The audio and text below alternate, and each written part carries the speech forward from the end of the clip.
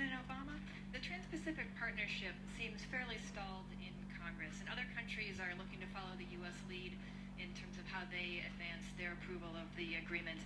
With the deals today announced for Boeing and GE and your visit here to Vietnam, are you looking to change your strategy and how you seek approval for the Trans-Pacific Partnership in Congress? And do you think that the agreement should be amended to address currency manipulation? Secondly, President Obama, can you comment on the killing of Taliban leader Mullah Mansour and on Pakistan's concern about that strike happening on its soil? Can you also comment on whether this signals a new offensive in Afghanistan and whether you're concerned that an even more hardline leader might take his place? For President Quang, are you concerned about the lack of enthusiasm for the Trans-Pacific Partnership in the U.S. Congress and what that means for the deal in the end?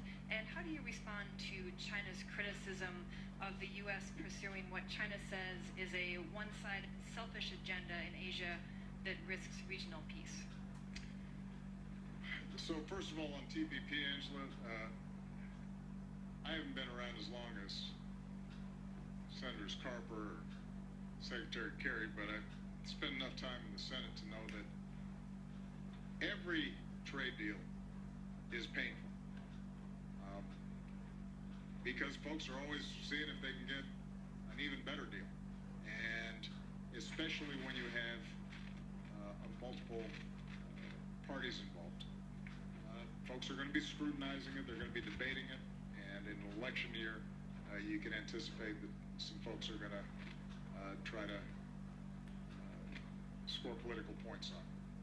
Having said that, I remain confident we're going to get it done, and the reason I'm confident is because it's the right thing to do. It's good for the country, it's good for America, it's good for the region, it's good for the world. And I know I've sold this to you before, but let me reiterate. This is the fastest growing part of the world. This represents an enormous market for the United States. Most countries here already sell their stuff to the United States, and we have relatively low tariffs. In other words, we put relatively low taxes on goods that are coming in to the United States. In contrast, tariffs are significantly higher for U.S. goods being sold here. So a deal that gets rid of 18,000 taxes on U.S. goods into the largest, fastest growing markets of the world, that's a good deal for American businesses and American workers. Number two, one of the biggest complaints about trade deals historically has been that it opens up our markets to countries with lower wages, harsher labor practices, less environmental regulation. Well, if you're signing up for the Trans-Pacific Partnership, you are making commitments that are enforceable to raise labor standards, to ensure that workers have a voice, to attend to environmental problems. And so this gives us the ability to engage with a country like Vietnam and work with them on all those fronts. The precise things that people in the past have been concerned about when it comes to trading with other countries. So I have not yet seen a credible argument that once we get TPP in place, we're going to be worse off. We are demonstrably better off. American workers and American businesses are better off if we get this deal passed. And I'm confident we will get it passed. Now, the politics of it will be noisy. That was true when I, for example, inherited the Korean Free Trade Agreement or the Colombian, Panamanian free trade agreements when I came into office, but we got them done. And I'm confident that we'll get them done this time as well, although there'll be ups and downs and bumps along the way.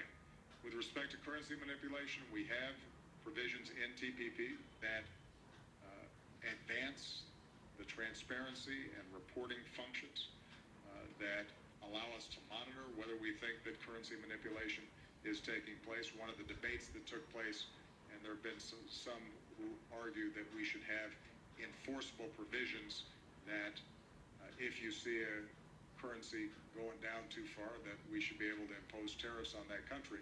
The problem is that it's very hard to sort out sometimes why a currency is going down and whether it's actually being manipulated. And frankly, for us to bind other countries to commitments about their monetary policy would mean we were also binding our Federal Reserve to the claims of other countries in terms of how it implements our monetary policy, and that's not something that we would do. We would not give up sovereignty with respect to our monetary policy in that way. But we have strengthened a number of the provisions that are already contained in TPP that will allow us to put on notice folks who we think are engaging in competitive devaluations. Finally, on the Taliban leader, Mr. Mansour, it has been confirmed that he is dead, and he is an individual who, as head of the Taliban, was specifically targeting U.S. personnel and troops inside of Afghanistan who are there as part of the mission that I've set to be able to maintain a counterterrorism platform and provide assistance and training to the Afghan military forces there. So this does not represent a shift in our approach.